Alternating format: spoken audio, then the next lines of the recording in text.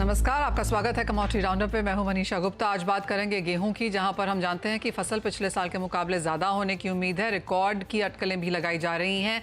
बात करेंगे कि क्या सरकार यहां पर गेहूं खरीद का जो लक्ष्य है वो पूरा कर पाएगी और आगे जाकर किस तरह की अवेलेबिलिटी भारतीय बाजारों में देखने को मिल सकती है।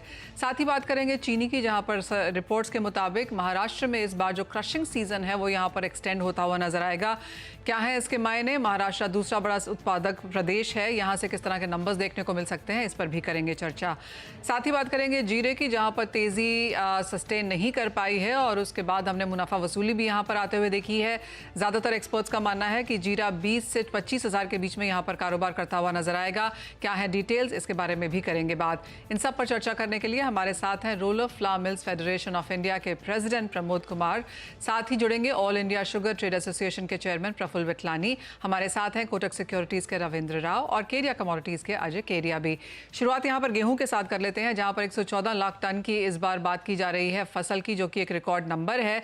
साथ ही साथ ये भी कहा जा रहा है कि अगर सरकार यहां पर स्टॉक लिमिट्स नहीं खोलती है प्राइवेट ट्रेड के लिए, तो ज्यादातर गेहूं जो है वो सरकार ही खरीदती हुई नजर आएगी। प्रमोद जी, क्या नंबर्स हैं जो आप देखते हैं एज ऑफ नाउ फसल के लिहाज से? क्योंकि ट्रेड के नंबर्स हमेशा सरकार से थोड़े अलग ही होते हैं, तो वो नंबर भी आपसे जानना चाहेंगे। और साथ ही साथ जिस तरह का गवर्नमेंट का टारगेट है, क्योंकि ऑफकोर्स गवर्नमेंट के जो बफर स्टॉक भी है वो भी कई सालों में सबसे कमजोर है।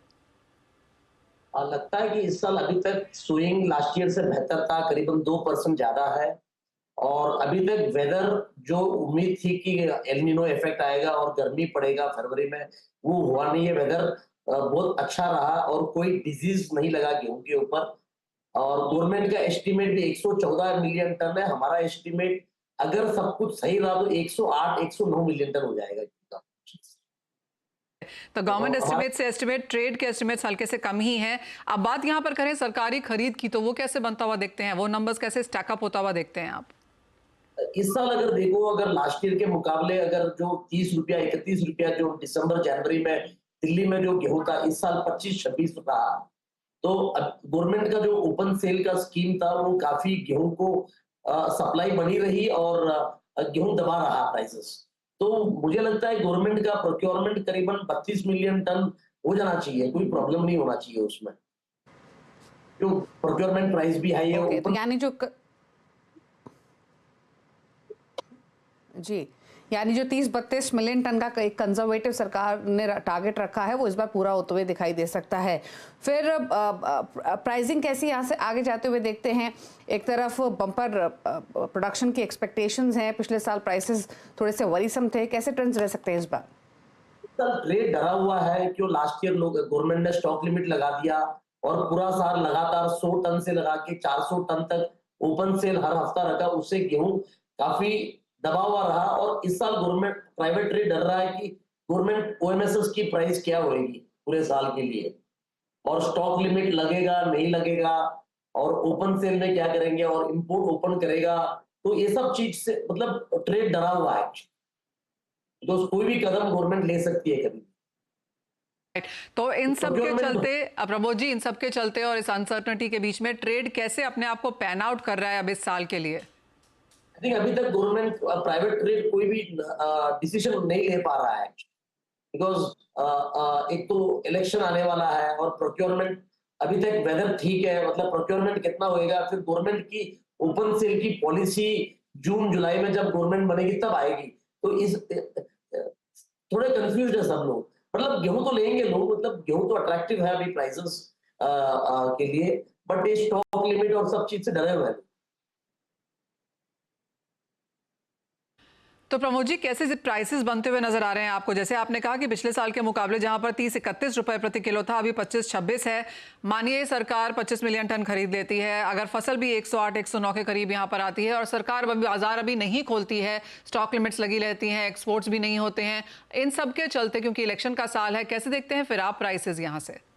तो मतलब कोई उम्मीद लग नहीं रहा ओपन होने का। I don't think government export allow करेगा अभी फिलहाल। और with regard to open sale, वो सब गवर्नमेंट नई सरकार बनने के बाद आएगा, तो लोग खरीदेंगे गेहूं, तो मतलब ट्रेडर भी खरीदेगा, मिलर भी खरीदेगा और गवर्नमेंट को भी मिलेगा माल। तो प्राइस तो बढ़ना ही है गेहूं, मतलब ओवरऑल इंडिया में शॉर्टेज, जो ओपनिंग स्टॉक बहुत कम है गवर्नमेंट के पास, ऑल टाइम लो है। तो उसको लगते हुए कहीं ना कहीं बहुत कंफर्टेबल पोजीशन तो नहीं रहेगा, लेकिन पूरा गवर्नमेंट के ऊपर डिपेंड है पूरा। गवर्नमेंट अच्छा, कैसे क्विकली एक चीज और प्रमोद जी, एफसीआई का स्टॉक ऑलरेडी 8 इयर्स के लोस पे है। कुछ रिपोर्ट्स तो ये भी है कि हो सकता है सरकार अपने फिलहाल कंजर्वेटिव टारगेट्स रखे, लेकिन आगे जाते हुए इन टारगेट्स को अपवर्ड रिवाइज करे, ऐसी पॉसिबिलिटी भी हो सकती है। ये सब देखो, अप्रैल मई में अगर प्रोक्योरमेंट नहीं होता है, गवर्नमेंट का माल अगर नहीं मिलता है, तो वापस स्टॉक लिमिट लग सकता है। ये मतलब कुछ भी हो सकता है, गवर्नमेंट मतलब कुछ भी हो सकता है। जी, बहुत और शुक्रिया साथ जुड़ने के लिए। जी, आप कुछ कह रहे थे? गवर्नमेंट को 30-32 मिलियन टन मिल जाएगा। ऑल राइट, 30-32 मिलियन टन यहाँ पर सरकार प्रोक्योर कर लेगी और वो ऑफ कोर्स एक बफर स्टॉक और प्राइस स्टेबलाइजेशन के हिसाब से काफ़ी बेहतरीन रहेगा। लेकिन जैसे प्रमोद जी कह रहे हैं, थोड़ा सा मुश्किल साल है ये ट्रेड के लिहाज से। सरकार क्या करती है आगे, इसके ऊपर एक नज़र रखनी होगी। As of now of course imports नहीं खोले हुए हैं, एक्सपोर्ट्स यहाँ पर बंद हैं, स्टॉक लिमिट्स यहाँ पर लगी रह सकती हैं आके बाजार में, और किस तरह से सरकार की नीतियाँ रहती हैं गेहूँ के प्राइसेज और अवेलेबिलिटी इंश्योर करने के लिए, उस पर आगे जाकर यहाँ पर मार्केट्स मूव करेगी। लेकिन जिस तरह की गिरावट हम गेहूँ के भावों में आता हुआ देख चुके हैं, वहाँ से शायद हल्की सी बढ़त यहाँ पर देखने को मिले। एक और इंपॉर्टेंट चीज जो प्रमोद जी ने कही वो ये कि 114 लाख टन यहाँ पर सरकार का मानना है कि फसल होगी, लेकिन ट्रेड मानता है कि यह नंबर 108 109 जैसा रह सकता है। तो हल्की सी यहाँ पर एक गैप यहाँ पर ट्रेड और सरकार के बीच में। ये तो बात हुई गेहूं की। अब बात यहाँ पर चीनी की कर लेते हैं, जहां पर अंतर्राष्ट्रीय बाजारों में भाव करीबन 1-1.5 महीने के हाईज पर चल रहे हैं। वहीं अगर भारतीय बाजारों की बात जाए तो इंपॉर्टेंट खबर यह है कि महाराष्ट्र में जो क्रशिंग सीजन है वो यहाँ पर आगे एक्सटेंड होता हुआ नजर आ रहा है। प्रफुल्ल विठलानी जी, कैसे देखते हैं आप पहले तो इंडियन मार्केट्स को, क्योंकि भारतीय बाजारों से काफी सारी हेडलाइंस पिछले 2 महीने में यहां पर बनती हुई नजर आई हैं। अब जो करंट सिचुएशन है स्पेशली महाराष्ट्र की तरफ से, क्या इंपैक्ट उसका रह सकता है? देखिए, ऐसा है कि मैंने लास्ट इंटरव्यू में भी बताया था कि महाराष्ट्र में यहाँ जो फार्मर्स रहते हैं वो हाइड करते हैं अवेलेबिलिटी केन की, और रजिस्ट्रेशंस कम करते हैं, या कई बार ये भी हो जाता है कि वो 5 जगह पे करते हैं, तो लो प्रोडक्शन हो जाता है, और नहीं करते तो प्रोडक्शन आगे आ जाता है। तो जो भी लोग सोच रहे थे, आहिस्ता ने अपना जो प्रिडिक्शन दिया था 316 subject to error of 3% either side, तो उसमें हमने महाराष्ट्र का करीबन 96 लाख टन पकड़ा था। तो 3% वो हमारा अपर साइड जाके सेंचुरी मार लेवे तो कोई नई बात नहीं। ये जो महाराष्ट्र में सीजन बढ़ रही है, वो अनरजिस्टर्ड गन्ना अभी आ रहा है, ये एक है। दूसरा ये है कि नवंबर महीने में जो बारिश हुई थी उससे रिकवरी यील्ड भी अच्छी है। और तीसरी बात ये है कि इथेनॉल ब्लेंडिंग बंद कर दिया, तो उतना गन्ना ज्यादा इथेनॉल के लिए आ रहा है। तो ये सब चीज जो शुरुआत में थी कि कम सीजन छोटी सीजन रहेगी, और जो कटर्स है वो तो कोई छोटी एरिया में ही दिक्कत है, ऐसे कोई कटर्स अवेलेबिलिटी नहीं है, ऐसी कोई खास बड़ी बात नहीं है। पर इसकी वजह से ये लगता है कि मार्च एंड तक तो आराम से सीजन चलेगी और महाराष्ट्र 100 लाख टन तक जा सकता है।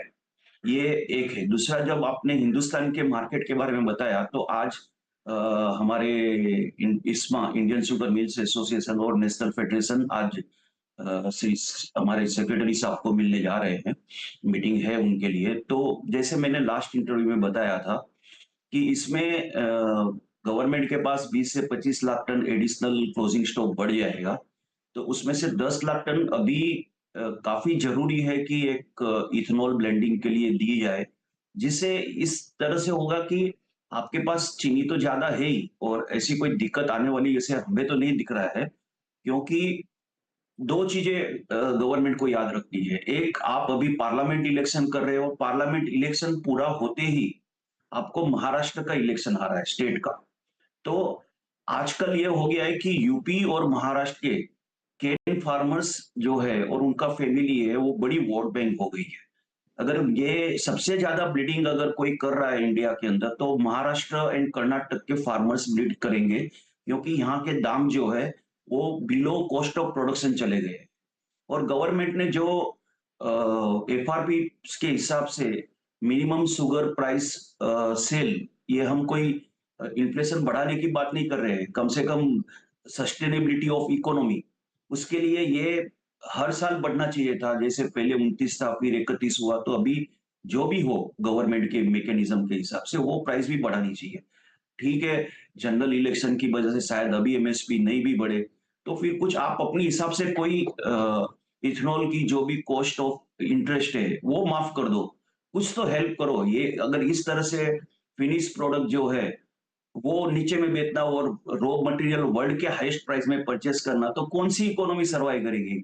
खलास हो जाएंगे। प्रफुल्ल जी, दिक्कतें तो हैं, पर मैं आपका ध्यान जो आज जैसे आपने कहा कि इस्मा और शुगर फेड की मीटिंग है सरकार के साथ, तो क्या ये एक रिप्रेजेंटेशन है, क्या ये रिव्यू है, किस तरह का कॉन्वर्सेशन है ये रिप्रेजेंटेशन है। ऐसा है कि ये गवर्नमेंट को एक टाइमिंग है कि आज 29 फरवरी, अभी कोई 1 महीना बचा है सीजन के लिए। अगर आप अभी डिसीजन नहीं लेंगे तो फिर तो इथेनॉल का तो सब्जेक्ट क्लोज हो गया। फिर तो सिर्फ एक्सपोर्ट का जब होगा तो होगा, नहीं होगा तो नहीं होगा। पर अगर ये इंडस्ट्री ब्लीडिंग करती रहेगी तो ये बहुत दिक्कत आगे जाके गवर्नमेंट के लिए होगी कि आप जनरल इलेक्शन में फिनिश प्रोडक्ट्स नीचे प्राइस रख रहे हैं। और ये प्री प्रेजेंटेशन जो है आज होने के बाद, उनकी कोशिश ये भी रहेगी कि उनको अमित शाह जी को भी मिलना है तो भी उनको टाइम मिल जावे। और अगर कुछ होता है तो हम तो चाहते हैं कि ये हो, क्योंकि ये बहुत जरूरी है। नहीं तो अगर इंडस्ट्री नहीं बचेगी तो हम ट्रेड वाले क्या करेंगे, किसके साथ धंधा करेंगे? ओके अच्छा, क्विकली प्रफुल्ल जी, एक चीज़ और, एक मुद्दे पर कि जो मंथली कोटा होता है शुगर मिल्स का, वो एक्सटेंड करने की बात आपने कही है, अर्ज किया है गवर्नमेंट को, तो फिलहाल किन किन स्टेट्स में ज़्यादा इशू दिखाई दे रहा है और इसे एक्सटेंड करने के पीछे क्या मुख्य रीज़न? देखिए, सबसे ज्यादा दिक्कत ये महाराष्ट्र और कर्नाटक में है। ऐसा है कि महाराष्ट्र कर्नाटक स्विच हो जाता है। हम इंडिया का मैप देखेंगे तो हमारे पास महाराष्ट्र से चीनी बेचने के लिए साउथवर्ड टुवर्ड्स कोई स्टेट नहीं रहता है। जो भी रहता है नॉर्थवर्ड्स रहता है और ज्यादा करके नॉर्थ ईस्ट रहता है। और नॉर्थ ईस्ट में भेजने के लिए रेलवे की रेक्स इतनी मिली नहीं है कि हमने जो कमिटमेंट दी है, जो एडवांस दी है शुगर मिल को हमारे डील होते हुए, तो वो सब हमारा 8% डील के सामने एडवांस देने का रहता है, वो सब दिक्कत में आ गई है। वो आज 29 तारीख को काफी चीनी उठनी बाकी है। करीबन पूरे हिंदुस्तान में 80,000 टन से 1 लाख टन चीनी बाकी है। अब आपने कोटा तो दे दिया, उसमें एक्सटेंशन नहीं दिया। अगर आप एक्सटेंशन नहीं देते तो अगर 8% हमारा फोरफिट हो जाएगा तो फिर हम तो ऐसे ही मर रहे तो और मर जाएंगे, कुछ बचेगा नहीं। तो यही वजह है कि हमने चाहा है और रिक्वेस्ट की है कि आप इसका एक्सटेंशन दीजिए फरवरी को, चाहे मार्च का कोटा कम कीजिए बाद में, या मार्च के कोटे को। आपके हाथ में वेपन सब कुछ है।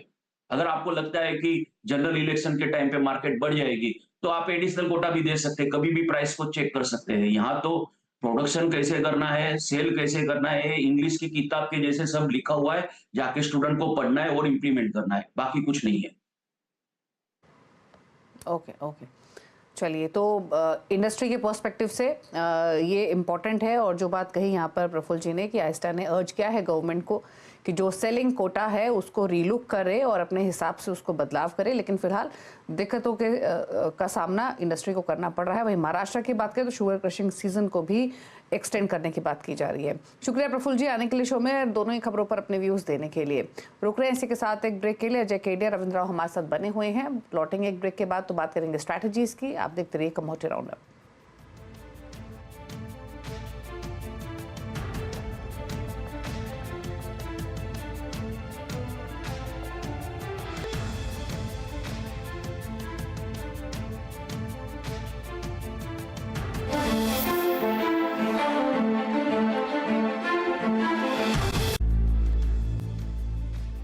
राउंडअप और अजय केडिया और रविंद्र राव हमारे साथ मौजूद हैं। बात करते हैं स्ट्रैटेजीज की। आप दोनों का ही स्वागत है। रविंद्र, पहला सवाल आपसे, सोने चांदी पर क्या राय रहेगी? सोने में अगेन एक रेंज बाउंड ट्रेडिंग ही है, लेकिन सिल्वर लोअर लेवल से रिबाउंड होते हुए दिखाई दिया है। क्या करना है लेवल से? Good morning Deepali. मेरे हिसाब से अभी भी एक रेंज बाउंड मूव है, क्योंकि गोल्ड में भी कोई मेजर ट्रिगर नहीं है। आज पीसी इंडेक्स डेटा है US, I think that will be crucial. आज हो सकता है कि वोलेटिलिटी थोड़ी सी दिखे। ईयरली फिगर्स थोड़े से डिप का एक्सपेक्टेशन है, बट अगर उसमें कोई भी उछाल आता है तो आई थिंक हम फिर से गोल्ड में एक बार बिकवाली देख सकते हैं। बट मेरे हिसाब से एक दायरे का ट्रेड रहेगा। जो आगे का जो फेड रेट कट का एक्सपेक्टेशन है दैट इज ऑलरेडी डिस्काउंटेड। जून में पॉसिबिलिटी है कि 50% प्रोबेबिलिटी है कि शायद कट होगा। तो वही सब न्यूज है, कोई मेजर ट्रिगर है नहीं अभी एज ऑफ नाउ। तो मेरे हिसाब से गोल्ड में एक दायरे का ट्रेड रहेगा। नीचे में 62,200 से 150 का एक बाइंग जोन है, 62,000 का सपोर्ट है, एंड पॉसिबिलिटी है कि एक बार 62,400 से 500 तक के लेवल्स हम देख सकते हैं। सिल्वर में भी आई थिंक लोअर लेवल्स पे इसमें सपोर्ट आ रही है। 69,000 से 69,500 का एक सपोर्ट है। अपसाइड में रेजिस्टेंस 72,000 का है, तो इसमें भी एक दायरे का ट्रेड है। इंटरनेशनल में जब तक सिल्वर $22 के नीचे सस्टेन नहीं करता तब तक उसमें बेरिशनेस नहीं दिख रहा है, और अपसाइड में भी आई थिंक 2350 2360 से रेजिस्टेंस जब तक कि उसके ऊपर नहीं जाता एक साइडवेज मूव रहेगा। तो मेरे हिसाब से गोल्ड सिल्वर दोनों ही एक साइडवेज मोमेंटम में है। लोअर लेवल्स पे बाइंग रिकमेंडेड है दोनों में। ओके अजय, बेस मेटल्स पर राय क्या है? यहाँ पर हमने जो रिकवरी देखी वो थोड़ी सी सस्टेन होती हुई दिखाई दे रही है, स्पेशली कॉपर और जिंक में। दोनों पर क्या व्यू रहेगा, copper and zinc?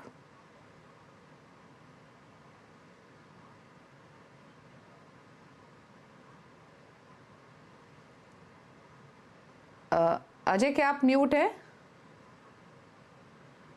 Very good morning Deepal ji. Definitely अगर हम बेस मेटल की बात करें तो मार्केट एक सीमित दायरे में ट्रेड कर रहा है, क्योंकि चाइना से जो भी एफर्ट्स लिया गया है वो अभी भी मार्केट में एनकेश नहीं हुआ है। तो आई थिंक जब तक 730 के ऊपर कॉपर नहीं जाता है, आई थिंक मार्केट में गिरावट ही रहेगी। तो आज के लिए 729 पे बेचिए, 732 का स्टॉप लॉस रखिए। लिमिटेड डाउन साइड रहेगी जो 724 तक दिखा सकता है। वहीं एल्यूमिनियम भी हम देख रहे हैं कि 200 के ऊपर सस्टेन बिल्कुल नहीं कर पा रहा है। तो I think 199 is good to sell. 201 का स्टॉप लॉस रखिए। डाउन साइड लिमिटेड रहेगा बट 196 तक का लेवल दिखा सकता है। ऑलराइट, तो सोने चांदी में मुनाफा वसूली, मेटल्स में भी गिरावट की एक्सपेक्टेशंस। रविंद्र, साथ ही एनर्जी पैक को कैसे देखते हैं, क्योंकि यहाँ पर कच्चे तेल में काफ़ी हद तक वही ट्रेंड है। ऑफ कोर्स ओपेक की जो मीटिंग है अगले महीने, उस पर सबकी नजरें हैं। In the meanwhile natural gas में कुछ सपोर्ट जरूर देखने को मिला।